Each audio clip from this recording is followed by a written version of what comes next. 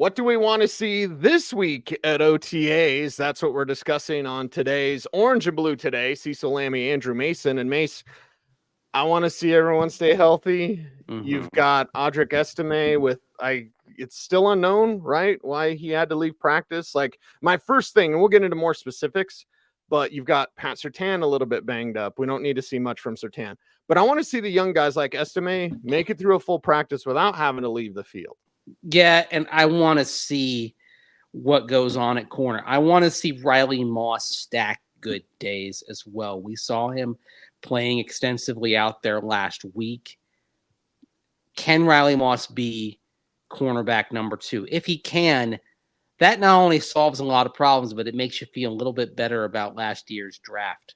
And I was thinking about it over the weekend. Man, he gave up that 3rd round pick to move up and take Riley Moss. If Moss can be a good, solid CB2, you start feeling okay about that. And yeah, I'm looking for reasons to feel warm and fuzzy about the moves this team has made over the last couple of years. Yeah, I think Moss is an important player to watch back there in the secondary because you're going to see a lot of targets no matter who you are. So that competition is one of those, okay, stack better days. Mm-hmm. And then to the quarterback competition, it becomes, all right, Zach Wilson, can you look better this week? You know, do I want to see that? Mace, I expect to see that as he gets more well-versed in the offense. I would expect a guy like Zach Wilson to have a comeback day and to show off some of those wow plays and not throw the pick 6 or, you know, kind of running in 7-on-7s, the stuff that he showed last week. Yeah. You went right there with the running in 7-on-7. Yeah, well, you know, hey. Well, we have a little harmless football PTSD from when we think of running in 7-on-7, don't we? Yes. Okay. Not as bad as throwing it out of bounds on 4th down, but yeah. I think was that not his first 7-on-7 rep last week when he took off and ran? I believe so, yes. Yeah. I'd have to go back and look, but yes. Yeah, that wasn't great. Now, that being said, it's practice. This is when you make mistakes and you learn from them, which is why I think it's very important to have the totality of perspective here to say, okay, what is the growth like from one week to the next? I would like to see them attack Bo Nix with the pass rush in much the same way as was the case last week. Obviously, it's low contact, but still, you can get an idea for feel. You can get an idea for the ability to handle pressure, to step up. Even though there were moments where Nix was not as accurate as you would like, I was very encouraged by the feel for the pass rush that he showed. That's something innate. I was impressed by the nimbleness he showed in the pocket, and I was impressed by the fact that he kept his eyes forward and didn't drift and was climbing the pocket. These are things that are going to serve him well. And even though it wasn't a wow day for Bo Nix, Cease, I emerged from last week's practice feeling better about his long-term prospects than I did when I walked into Sanctuary Health Training Center. Right. And we talked about Jarrett Stidham being steady last week, Mason. What we're really talking about here is heat.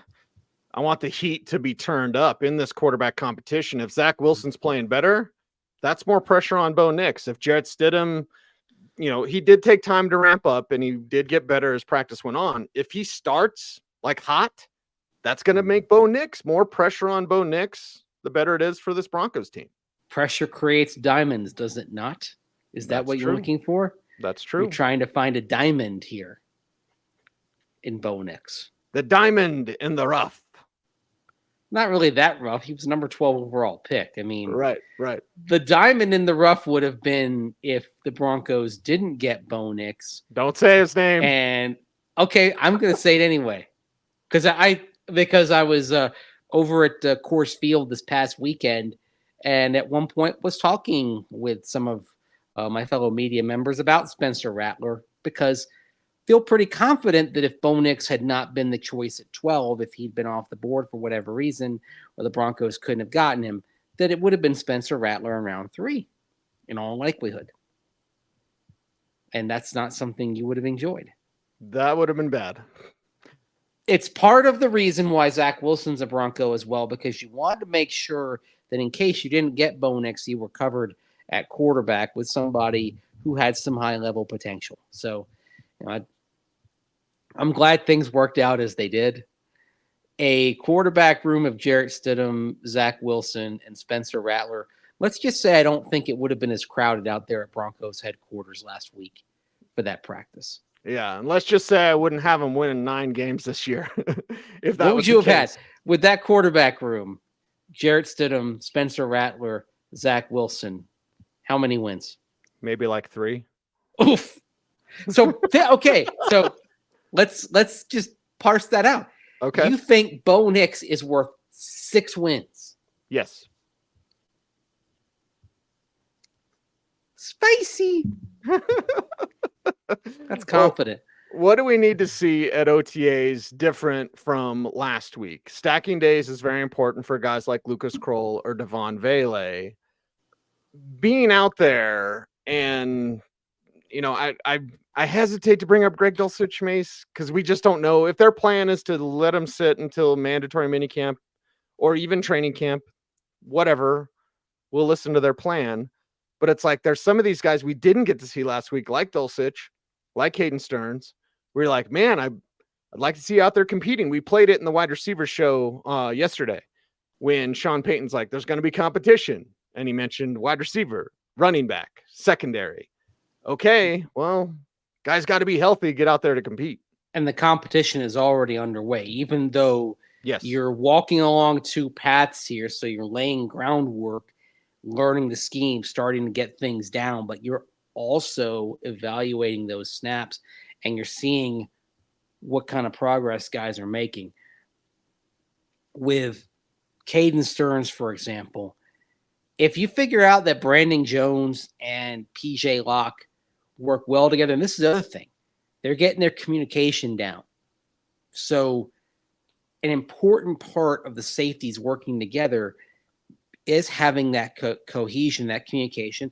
It is one thing that, for example, Justin Simmons and Kareem Jackson had during most of their 5 seasons together. I mean, believe it or not, K-Jack and Justin Simmons together for 5 years.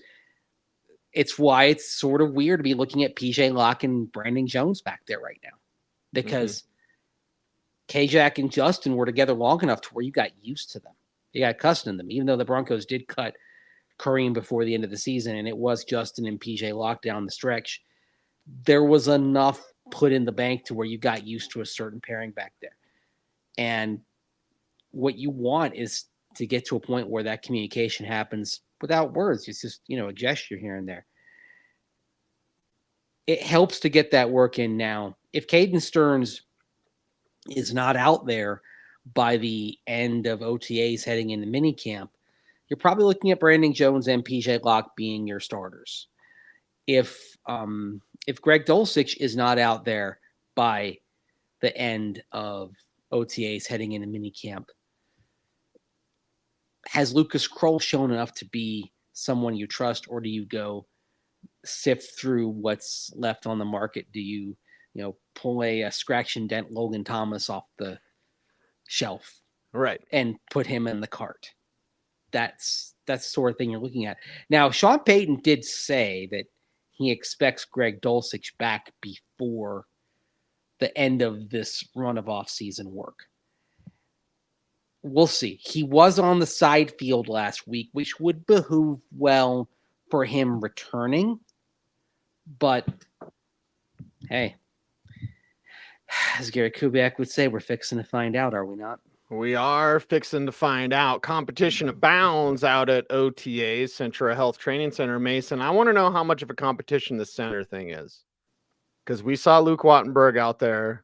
We didn't see Alex Forsyth with the first team. I want to see that at some point, provided that he has earned that opportunity from the team, who obviously gets to see much more than we do. Well, how do we know it's not happening? That's the thing. This is the limitation of only seeing one day. And If We could ask Coach about it. Yeah, if we see Wattenberg out there again on Thursday, I think it's worth asking about to see kind of where things stand.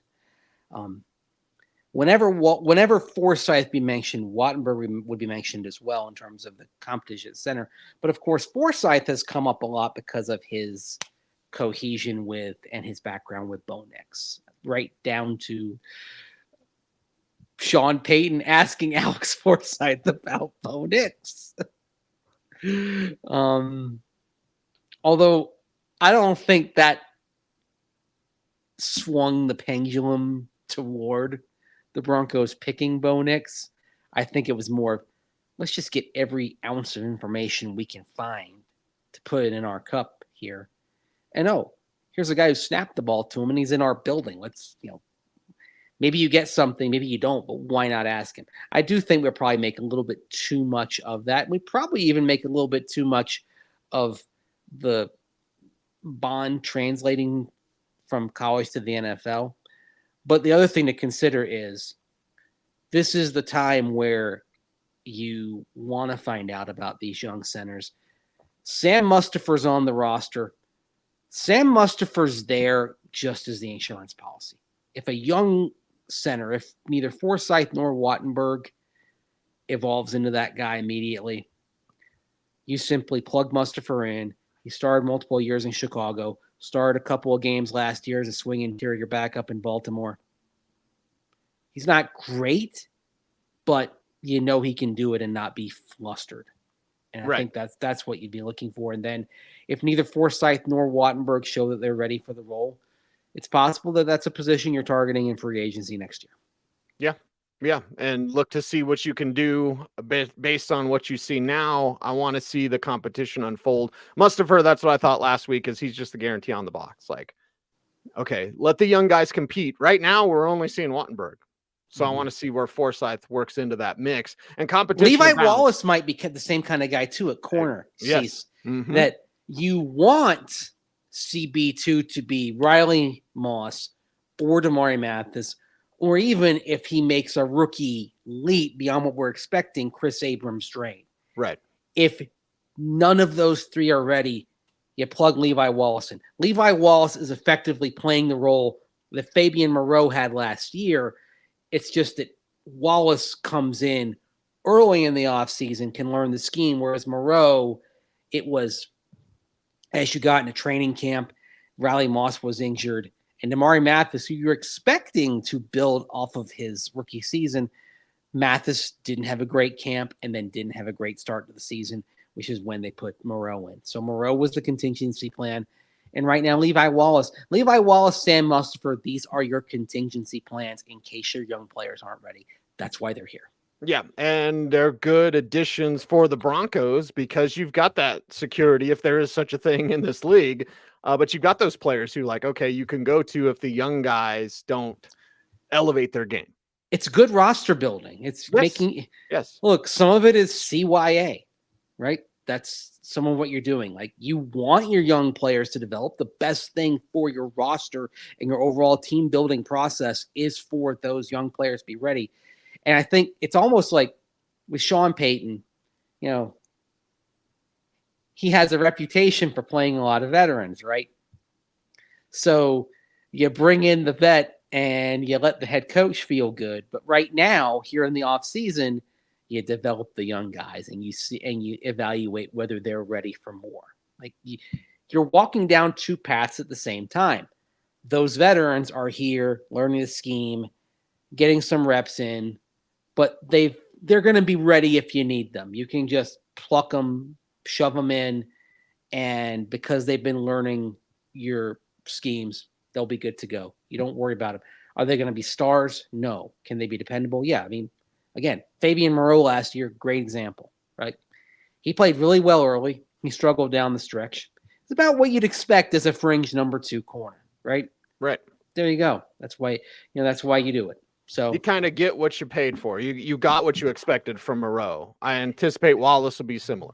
Do you think maybe there's a little bit of that to kind of go back to the discussion we had yesterday? Do you think maybe there's some of that with Josh Reynolds, that he's the guarantee on the box in case Troy Franklin, Devon Vele, Tim aren't ready, or Tim Patrick isn't healthy, or Marvin Mims Jr. can't add some branches to the route tree. That's part of why Reynolds is around, that you have guys that you want to be flourishing, but if not, here's somebody who's a solid number 2, number 3 type. You just plug in. Worked in a similar scheme last year in Detroit. Of course, there's a lot of common DNA between what Dan Campbell and the Lions do and what the Broncos do, because Campbell is a Peyton protege. And I brought that up to Josh Reynolds last week, and he said, yeah, there are things in common that allow him to get up to speed faster. But if your young guys are developing, like I guess your ideal scenario would be Cortland Sutton, agrees to a new contract, a little bit more money, maybe again, voidable years. You spread things out, you get some cap relief, you give him more money, everybody's happy. Cortland Sutton, maybe your ideal receiving trio is Cortland Sutton, Marvin Mims Jr., perhaps it's Tim Patrick, because he's maybe healthy. Based on what we saw last week, seems like it's kind of mixed right now. Like short area stuff he seems to get down. He seems to have down. Straight line speed down the field, there's a little bit of a hitch. Let's see another thing. Let's see where he's at this week. Let's see how much better he's doing, because he did deal with 2 pretty traumatic injuries in the last 22 months. You're 4 receivers deep. You haven't mentioned Josh Reynolds. So that shows you how he's the guarantee on the box. Yeah, and it shows you, again, Sean Payton talked about the competition last week. I mean, you got something cooking there. I mean, you could go Sutton, Patrick, Mims, Franklin, Vele, Brandon Johnson, who can play. Lil Jordan Humphrey has a special teams role. He's another big guy. I mean, it's weird to say this, but Josh Reynolds' spot on the roster, that's not guaranteed either. But right, if young players don't develop, here's somebody that you can trust to go out there, do a decent job. You just hope that he can maybe drop fewer passes. I'll have a gentler touch when talking about Reynolds today, but his price tag is so low, like that's his role. Like, fine. If it makes the team great, if it doesn't make the team great, we're actually talking about a roster crunch too. Yeah. He's basically on a 1-year contract as well as Josh Reynolds. I know it's 2 years, but effectively, because there's no guaranteed salary for year 2, it's a 1-year deal. It's a 1-year deal. Now let's talk about the roster crunch, because at tight end, how many tight ends you're going to keep if you have all these wide receivers? And they're big wide receivers too. And special teams, we'll do that special team show eventually, but that will play in a factor here as well. It will. Special teams looks different because you're looking for different types of players on kickoffs. You're looking for bigger players. Mm-hmm. So maybe you're talking about going light at corner, light at smaller wide receiver. And maybe this is part of the equation of bigger wide receivers. And also the other thing, and it's worth bringing this up in terms of how you structure the back of the room. Let's take Tim Patrick, for example. Tim Patrick played special teams early in his career. Is this something he's going to do at this juncture here? Because this is his 8th year since he first came into the NFL. First NFL camp was back 2017. If Tim Patrick doesn't start, is Tim Patrick's playing special teams? I don't think so. And that might affect whether he's on the team or not. I mean, I'll just give you a way back example. 2005, Jerry Rice. He's on the Broncos roster. He makes the 53, but he is receiver number 4. Wide receiver number 4 has to play special teams. And because Jerry Rice there going into year 21 wasn't going to play special teams, wasn't in the mix there at all, he was going to be on the roster, but he wasn't going to get a jersey. He was going to be inactive every week because that 4th receiver would be somebody else. I want to say Charlie Adams who did play on teams. So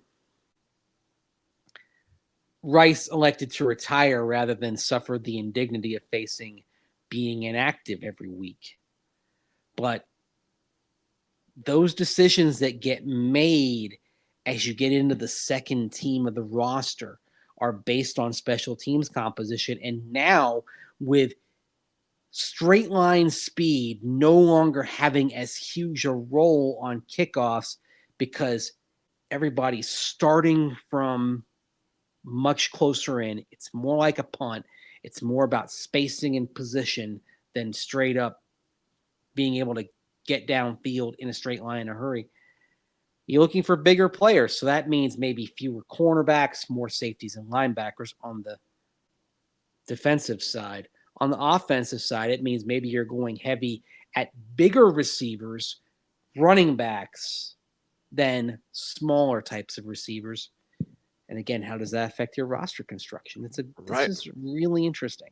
It's fascinating because they have more talent than people think. It's unproven, it's young, whatever, but it's there. Yeah. And God, they got to keep 4 running backs. So now what are you going to do?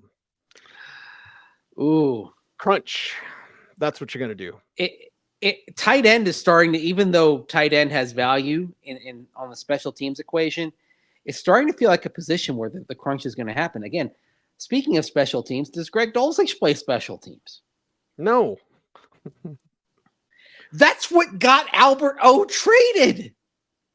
Yep. Last year, part of it, and go back to 2022. Remember, that came up. Why isn't Albert O playing more? Well, he does not play on special teams, right? And so if he's a backup, he's got to play on teams. And so week after week, Albert O not getting a jersey until Jerry Rosberg finally is like, I actually want to see what this dude has, right? And he goes out there the first game and catches a touchdown pass. Greg Dulcich, and this is why if he's a backup tight end, it's interesting. Greg Dulcich, career special team snaps, 0. Goose egg. Yes. I mean, this is worth looking at. By the way, Lucas Kroll last year, how many special team snaps did he play? He played 30. Okay. Adam Troutman, even though he's nominally your starter, how many special team snaps did he play? Not many, 16. And then that brings us to Nate Adkins, who played 10 games, started 1, 97 special team snaps. And oh, by the way, he can play fullback. So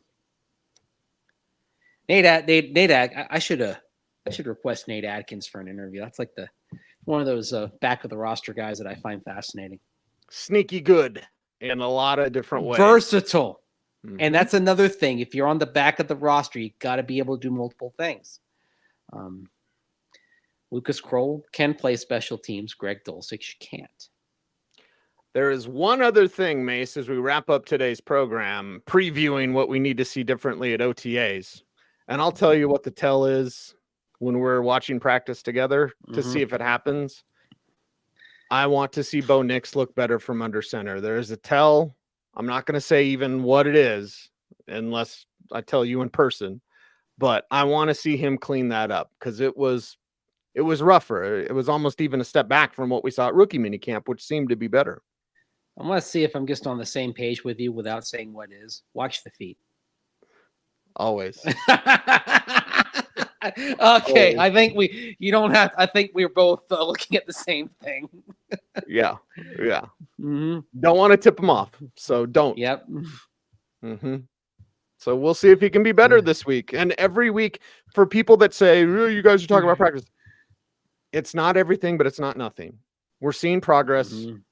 I like to call drum beats in the off season. Like we're listening for those drum beats. We're actually watching for the drum beats.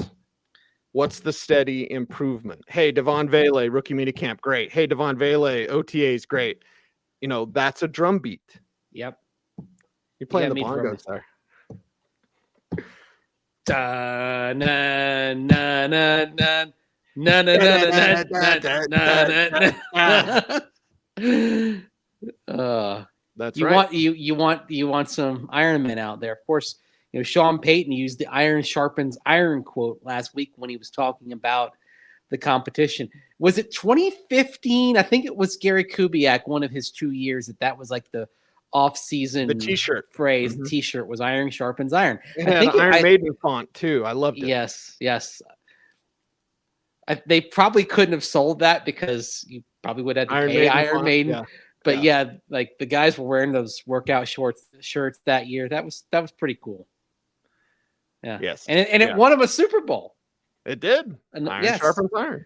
Well, it didn't win them that, but it's one of those things that you connect a Super Bowl to is iron sharpens iron. So Sean Payton probably didn't realize it, but when he said that, I wonder if I was the only one there who was like, "Oh yeah, that brings back some fond memories." I remember those days. I'd like to think there were a couple other people that had that go through their mind as well. Well, we might be amongst the only two leggy as well. That covered Arnie. that Jerry Rice. Yeah, Arnie that covered the Jerry Rice camp. I remember watching Rod Smith cover Jerry just in like some one-on-ones when they were kind of messing around, and Rod would play corner and he was covering Jerry. And I remember seeing Jerry in that number 19 on the field, number 1 in your hearts. He could still get open, but as soon as he made that break, there were some scrub corners that were like all over him. So he would like work guys and man, he'd make that cut and he was open for just a second, half a second. And then all of a sudden some scrub was all over him because he just didn't have the speed anymore. The mind still knew what to do, but couldn't make the body do it. The body was slow at that point. It was hard to watch. Like on the one hand, it was really cool to see the work that Jerry Rice there, year 21 on the other side of 40 was putting in. But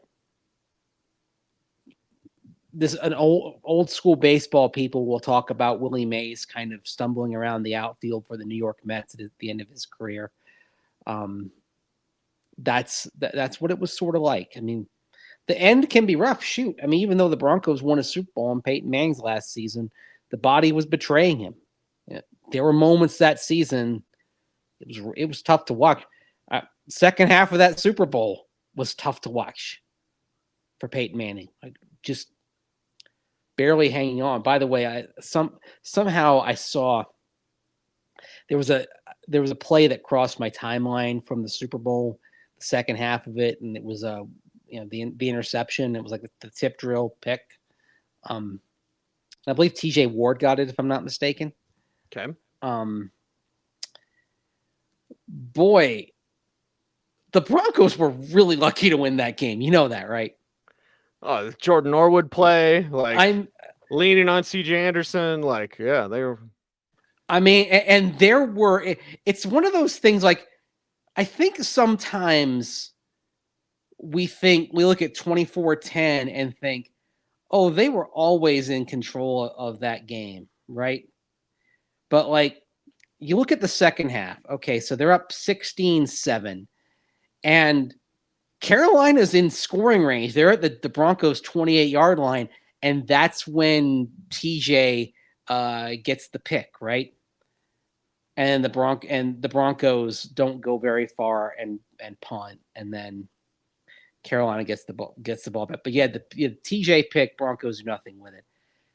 There's a strip sack fumble, Coney Ealy. By the way, if Carolina wins that game, Coney Ealy's the MVP. He had a monster game that day. And that sets up a Carolina field goal. It was like the Broncos offense was doing bupkis for that second half. Remember the touchdown drive, of course, after TJ recovers the fumble, the Von Miller strip sack, and then the ball gets poked toward TJ. So it was a goal to go 4-yard drive. Man, that game was closer than it realized, and it was one mistake away from the Broncos losing that Super Bowl 50. Yep. And honestly, there were times watching that offense in the second half when I was like, this is when it's going to happen, badly, but it didn't. because the Broncos defense did so dadgum well that day. But anyway, it's a tangent, but it's good to recollect on that day. Can you still believe that that's the Broncos' last playoff game? Super Bowl 50. If you had told me, and this is actually going to be one of our downtime things that we sort of reflect on, would you rather have a championship or would you rather, and miss the playoffs or whatever? But if you told me that they were going to miss the playoffs for the next 8 straight years, my goodness, Cecil. Yeah, and been through how many number of quarterbacks? You know what I would have said? Can we count them? I don't want to, but you know what I would have said, Mace? I would have said 2 things, and one's kind of mean, one's not. Peyton, retire sooner. Don't wait as long as Peyton Manning. We all love Peyton Manning, but retire the next day. Retire. I'm going to Disneyland and I'm retiring. Retire. Yeah, and then pay flipping Brock Osweiler. It meant something to be a player for a little bit longer. Because the circumstances of that. Remember how he asked the late Chris Mortensen to hold the story for a night because he wanted to go out for dinner one last time as an NFL quarterback. And it broke on Sunday morning, even though he told Mort on Saturday.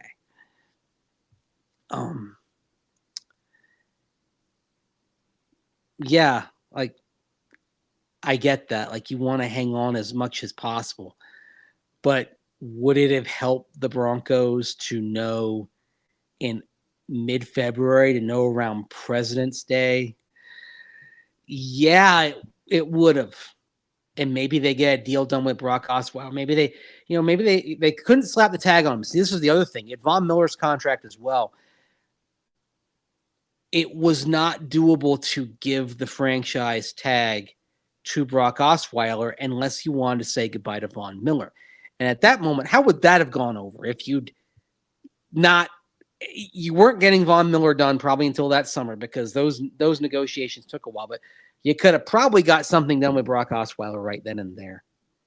And it changed Brock's career. It didn't work out. You could argue Brock Osweiler might still be in the league today. Mm-hmm. Maybe as a backup somewhere, but he might still be in the league today if he'd come back to Denver, because that probably would have given him a couple of years as a starter. Maybe not great, but I think solid. And that 2016 season, they'd have made the playoffs. They might have been one and done, but sure, like there was a slow decline happening. There was a decline happening, but I think you would have arrested it. I think maybe you win the division, maybe not. Probably depends on, a couple other things happening. But yeah, like that. But it didn't work out that way. And then it went to Trevor Siemian, Paxton Lynch, Brock Osweiler coming back, Case Keenum, Joe Flacco, Brandon Allen, Drew Lock, Brett Rippon, Philip Lindsay / Kendall Hinton, Teddy Bridgewater, Russell Wilson, Jarrett Stidham, right?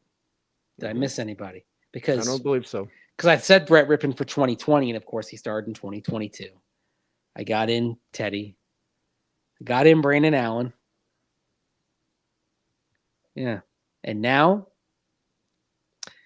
Bo Nix or Zach Wilson would be the next because we've already counted Jarrett Stidham.